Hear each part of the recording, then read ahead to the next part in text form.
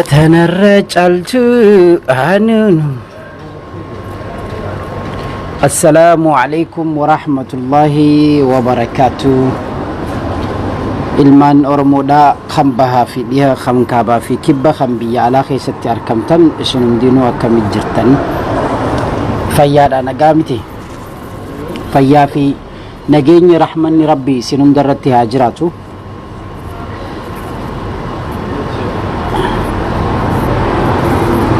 Nagayaa fi rahmanni isin irratti haa jiraatu. Seenaa wayii haasoyna.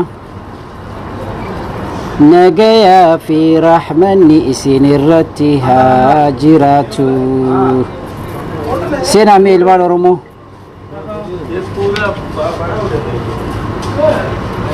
Seenaa deema shawad. Assalaamu alaikum iyyuun dandeenyu ol seenaa dura. Ol seenaa dhugaa lafa jirtu lafa kakkeenya. إن الله لا ينظر إلى أجسامكم وإلى أسواركم إن الله ينظر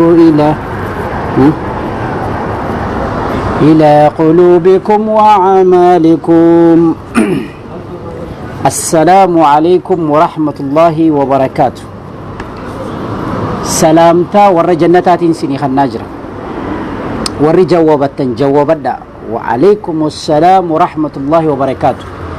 yeroo afaan kaanitti isinii garagalchinu immoo rahmanni Rabbii nageenyi Rabbii isinirra haa jiraatu isiniin jechaa jirra. Warra kaaniinis jechuudha ilmaan Oromoo akkaminnaa jirtan isin hundinuu fayyaa naa qabdanii bakka jirtanitti gaa umrii isinaa dheereysu. waa dubbanna nuti bar way agarraa ብዙ ነገሮች ይታዩናል ወይ waa hedduutu nutti mul'ata. Beeta Oromoon teenyatuun dogongoruun qabdu gizee takka jechuudha. Warri sheekootitti jarjartan hin jarjarina suuta hin jarjarina lugaama keessan kana suuta lugaama suuta godhaa. Diinni eessa jira jechaa barbaadaa. Ija diina kana akkana qabadheetiin barbaadan yoo tanaan natti mul'anne tanaaniin barbaada. yoo tanaan mul'achuu badhabde lameeniin akkana laala. Where is labor inja hattuun eessa jira inja hin jarjarina ulamaa'itti hin jarjarina. maaliif seetan beeyta Rabbiin kun subhaanahu wa ta'ala bakki inni nama laalu quluuba kana nama laala. Bakka kana nama laala Rabbiin. Haasawan maybe an haasawu kun namni amma as keessaa na dhageeffatu kun he can interpret in a different way. Namni tokko haasawa gizeen an haasawu waaniin irraa haasawuun qaba. Waaniifin haasawuun beeka. Kaan immoo akka itti nafahamu qaba. Laalamee bar gootummaa isaatii fi hayyummaan isaa Ustaad Raayyaa Abbaa Maccaa Rabbii umrii haa dheeressu obboleessa kiyya. Akka inni dubbiitti isinii deebisee agartanii. Look waan inni jechuu barbaadetu ture. Walaakin Ustaad Raayyaan waan akkasii hin qabu. Wallaahi dhugaan isin hin qabu. Ustaad Raayyaan until hagan an isa beeku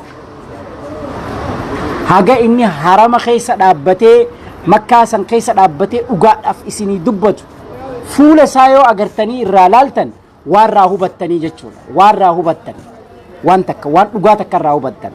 Lamada deebi'ee nama gandummaan qabne Ustaad Raayyaan yalloon qulqulluudha waan akkanaa kanarraa. Immoo dalagaa ijoolleen Jimmaatis hedduu galatooma hedduu jechuudha. Ijoollee Jimmaa hedduu naa galatooma. Waaniin ani isiniin akkana jedhuufin qaba. Wallaahi wa qasama billah ijoollee Jimmaa